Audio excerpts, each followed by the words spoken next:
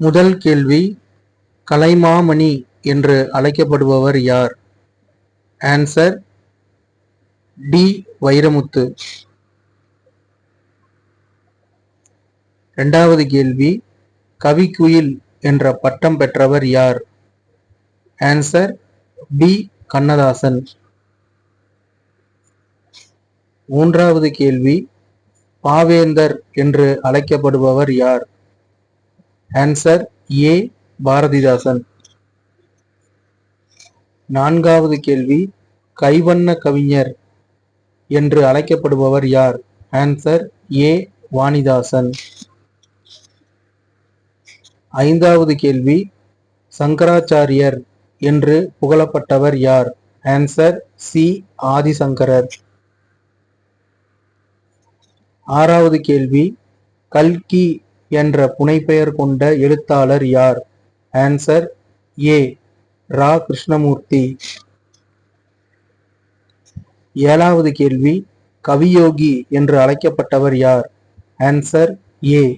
யோகி சுத்தானந்த பாரதியார். எட்டாவது கேள்வி, கவிமணி என்று அழைக்கப்படுபவர் யார்?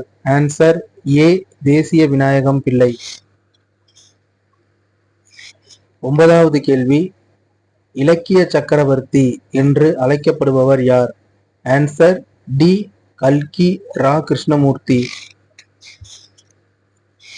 பத்தாவது கேள்வி, செந்தமிழ் செல்வன் என்று அழைக்கப்படுபவர் யார்? Answer D. மு. கருணாநிதி. நாம் இப்போ 10 கேள்வி ஆன்சர் பண்ணியிருக்கோம். 10க்கு நம்ம எவ்வளோ எடுத்திருக்கோம் அப்படின்னா, நம்ம 10க்கு 10ம் சரியாக சொல்லியிருக்கோம். இது போல் நீங்கள் உங்களுடைய சுய மதிப்பீடு செய்கிறதுக்கு இந்த பேஜ் ரொம்ப யூஸ்ஃபுல்லாக இருக்கும்.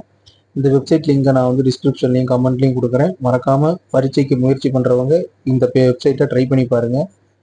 மறக்காமல் உங்கள் ஃப்ரெண்ட்ஸுக்கு ஷேர் பண்ணுங்கள்.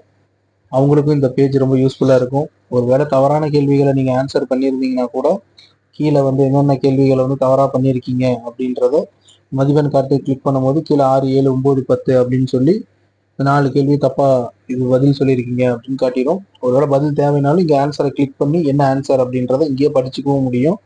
இது மூலிமா இங்கேயே படிச்சுக்கிட்டு உங்களோட சுய மதிப்பீடு செஞ்சுக்க முடியும். இந்த பேஜ் உங்களுக்கு ரொம்ப யூஸ்ஃபுல்லாக இருக்கும். மறக்காமல் யூஸ் பண்ணி பாருங்கள். நன்றி.